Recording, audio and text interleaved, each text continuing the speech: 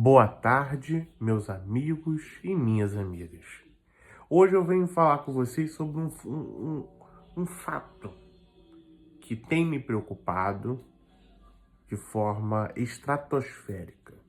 E tenho certeza que isso preocupa toda a nossa população, governos, setor privado, enfim, sociedade civil no geral. Eu venho falar com vocês da crise hídrica. A crise hídrica tem elevado o nível de preocupação dos países. Principalmente porque a gente percebe que existe muito desperdício de água. Sabemos que aqui, particularmente no Brasil, a gente tem uma rede vasta, porém a quantidade de água potável está sendo reduzida para consumo humano, e sabemos, sobretudo, que além dessa margem estar se reduzindo, né, de água potável para o consumo humano, vemos que existem constantes problemas com falta de água, devido a esse próprio problema da escassez da água, né? Mas onde eu estou querendo chegar com vocês? Esse problema da escassez da água, né? Onde eu estou querendo chegar com vocês é o seguinte: sabemos que existem, sim, grandes problemas, como força maior, o próprio El Niño, ou eventos naturais, que intensificam esse problema.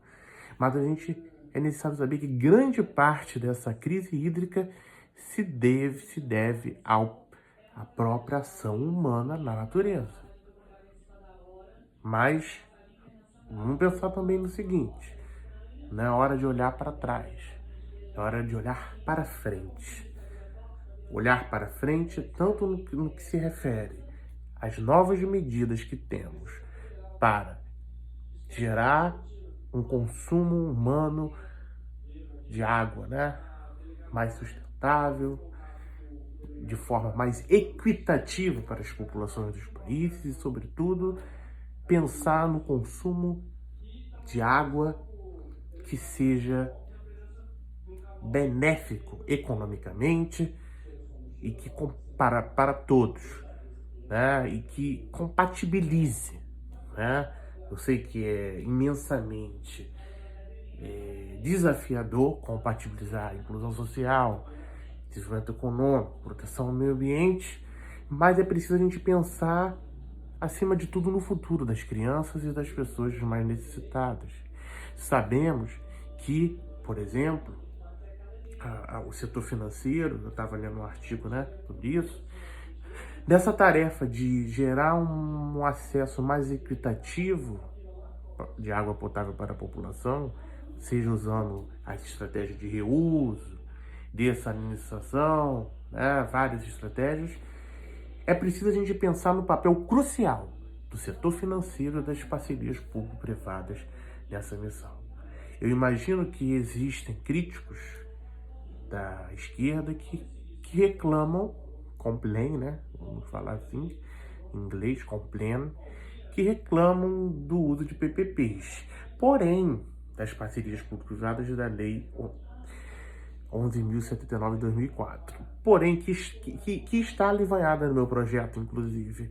Porém, eu quero dizer a vocês que o próprio Banco Nacional de Desenvolvimento Econômico e Social, BNDES, que hoje é comandado pelo Aloysio Mercadante, incentiva o uso de PPPs.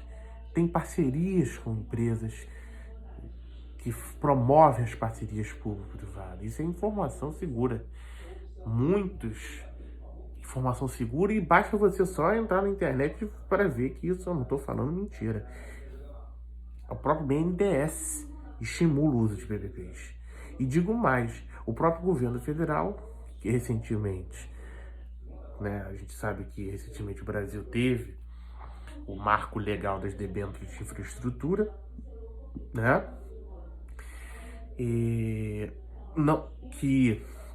Porque muitos projetos sociais já eram isentos de imposto de renda com as debêntures incentivadas, né? Só que agora a responsabilidade não está no papel, está para os emissores. O titular do projeto, o emissor da debênture de infraestrutura vai poder investir. O que isso tem a ver com o papel da crise hídrica que eu falei nesse presente vídeo em epígrafe? Tem a ver, meus amigos, no seguinte: o governo está incentivando isso a nível federal, porque ele está vendo que é a única alternativa que temos, entre as várias, né, para diversificar as fontes de financiamento do crescimento econômico no Brasil e no mundo, né? Existem projetos, também PPPs na área de educação em São Paulo. Diadema está aliviado no presente projeto, foram 20, eu já fiz isso aqui em vídeo aqui, gravei em vídeo aqui, dos 27.698.400 reais que foram investidos somente em programa de escola bem cuidada, em 61 bairros de Diadema, São Paulo. Ou seja, o mundo mudou. O uso de PPPs está se mostrando de forma bastante acentuada. E mais, é um reconhecimento do governo federal de que é para diversificar a matriz de financiamento do crescimento econômico. É um reconhecimento dele. Então, aquela velha máxima estadista de alguns ditos de esquerda, de que não tem como, inconcebível. De fato, existem riscos de curto, médio e longo prazo. Só que não tem para onde correr. É preciso compartilhar os riscos entre os setores público e privado, riscos objetivos, na hora de executar um negócio. E, digo mais, o dinheiro, o problema do capital, ele está imbuído em tudo quanto é lugar, em tudo quanto é gestão. A gente não pode olhar com preconceito cada situação, não pode. Precisamos analisar cada situação sem preconceito. E cada situação requer uma atitude ou uma ação diferente daquela que você possa imaginar, ou que a gente possa imaginar, ou que a gente possa pretender para aquele mesmo fato. O mesmo fato pode ter diferentes visões sobre ele. Então, meus amigos, vamos pensar, analisar sem preconceito cada situação. Esse ataque às PPP já é do século passado. O mundo mudou.